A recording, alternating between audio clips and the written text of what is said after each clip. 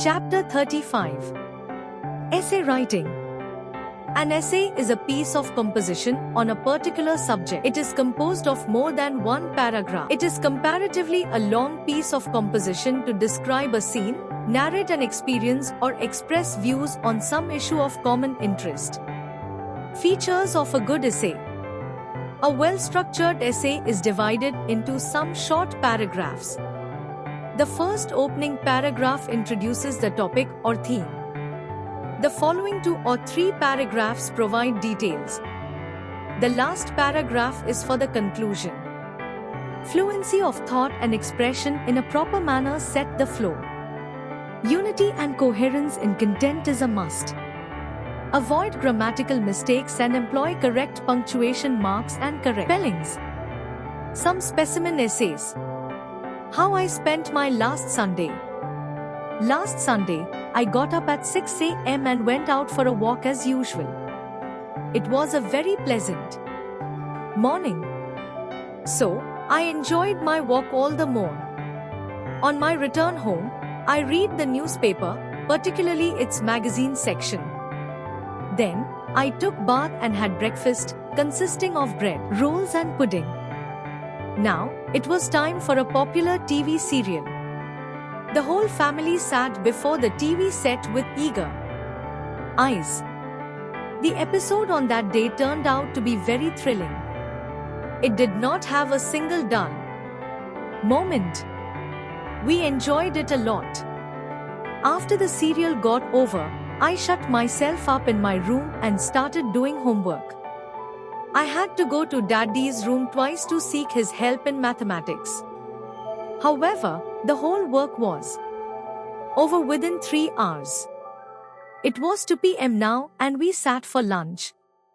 As both Daddy and Mummy are out on other days, they have to go to their offices. It is only on Sundays that we can have lunch together. Having taken lunch, I had a nap for about 40 minutes. When I got up, I turned to the short story book which I had borrowed from the library. This book was so interesting that I wanted to finish it at a single sitting. But I was interrupted by some unexpected guests. I got busy with them. I did not, however, miss my evening game. I went to my friend's house to play badminton as usual. Nothing particular happened during the last part of the day. I went to bed after having a wonderful dinner with any family. The recess period. The recess period is an important period in the school timetable. Both teachers and students get tired after working for about 3 hours. So, it is the recess period that provides them with relaxation. As soon as the bell for the recess period goes, the students rush out of their classrooms. Some of them go straight to the canteen to satisfy their hunger or thirst. They are anxious to be served first. The servants working at the canteen are very busy at this time. Some students like to bring their own food. They enjoy it sitting all alone or in the company of their friends. There are students who like to play some game during the recess period. They get so much lost in play that they feel sad at the end of this period. Then, there are the shirkers. They do not do their homework at home. So, they use the recess period for the purpose. Worse still, some of them copy it from the notebooks of brilliant students. How do the teachers spend their recess? Most of them come to the staff room.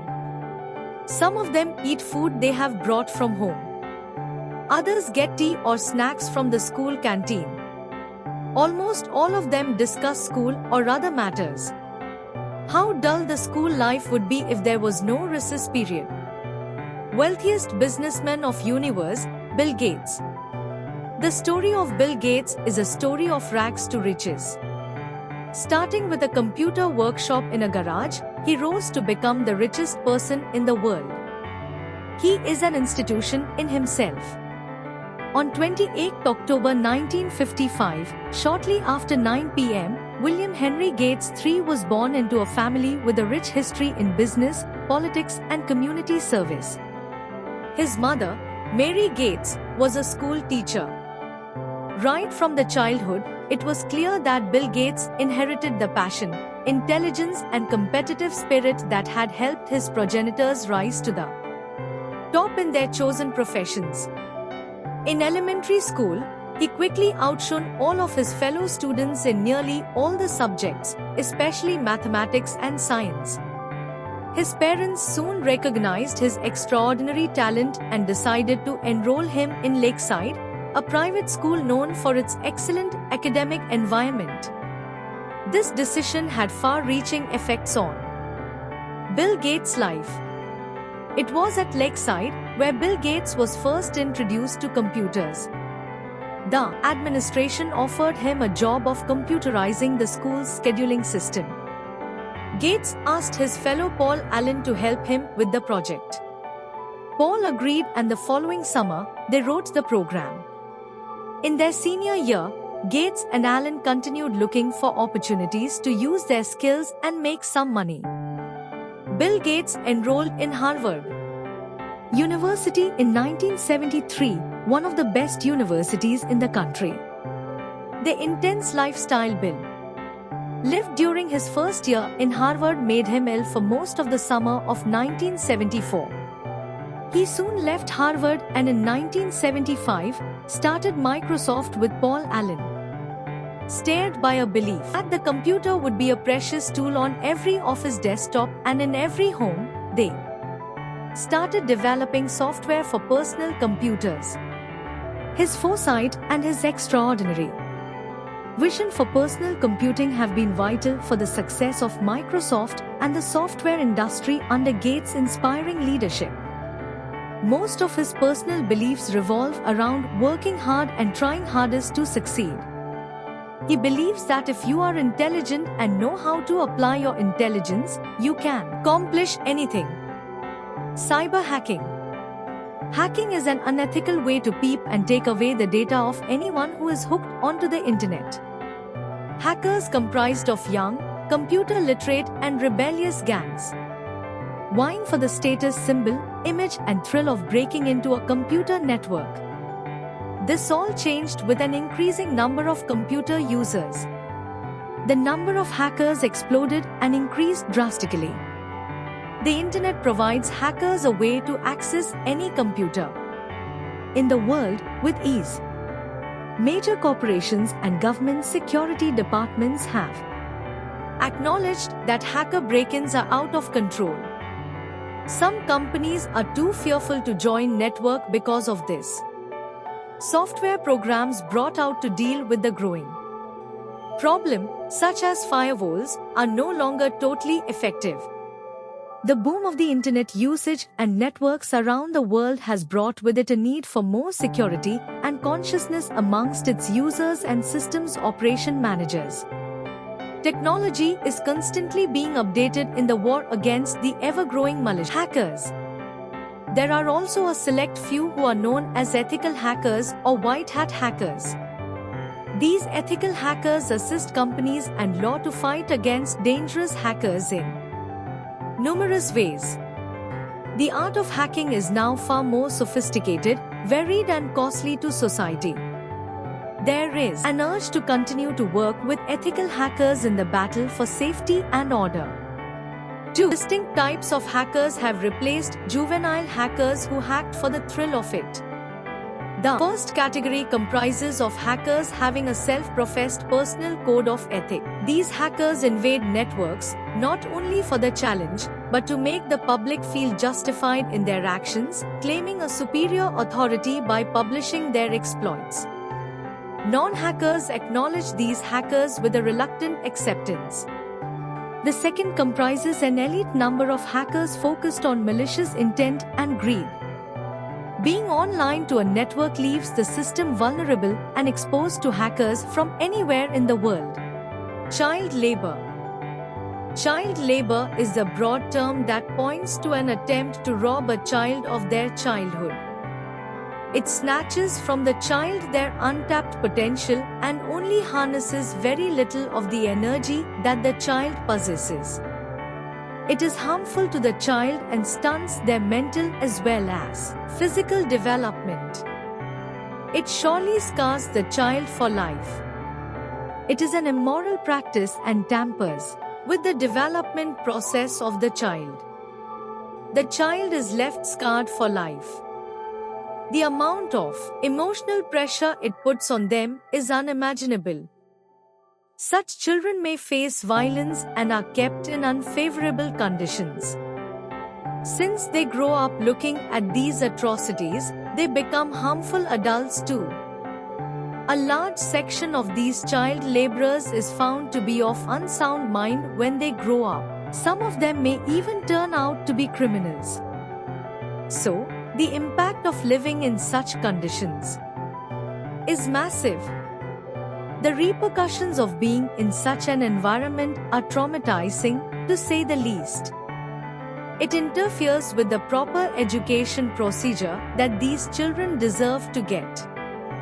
Their schooling is often stopped midway. Pushed into the harsh world, the child finds it difficult to cope. These child laborers are often made to beg on the streets. They are trained for this in such a way that no one would be able to understand that they aren't actually beggars. These children are out in harsh conditions and often have to work for long hours. They aren't given proper food and the payment is minimal too. Child labor has been banned in several countries. The Indian government has time and again tried to curb the extent of child labor, but all in vain. This happens mostly due to the problems that the household faces. Advantages of using solar energy. Solar energy is a very popular form of energy nowadays. There are so many houses, shops, offices, schools and colleges which use solar energy to fulfill their need for electricity. Solar energy is the energy which we get from the sun and convert into thermal or electrical energy with the help of photovoltaic cell. Solar energy is a renewable energy because it will never end as long as the sun remains. Solar energy is also a pollution-free energy because there are no harmful gases, chemicals, fly ash, etc. produced during the production of solar energy.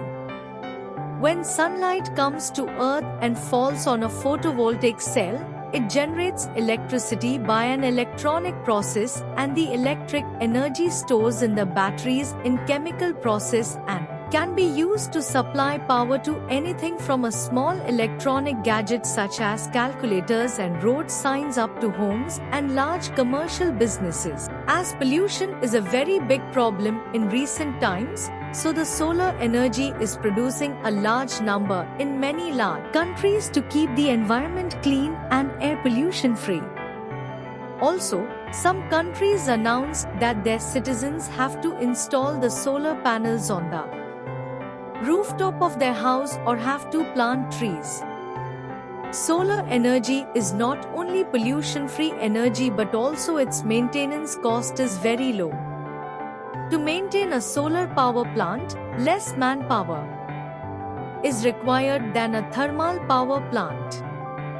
To get rid of the pollution, which is a global problem in recent days, we need to shift from non-renewable energy to renewable energy such as solar energy. If one sets up a solar panel on the rooftop of the house, office, etc., the annual charges of the electricity will reduce.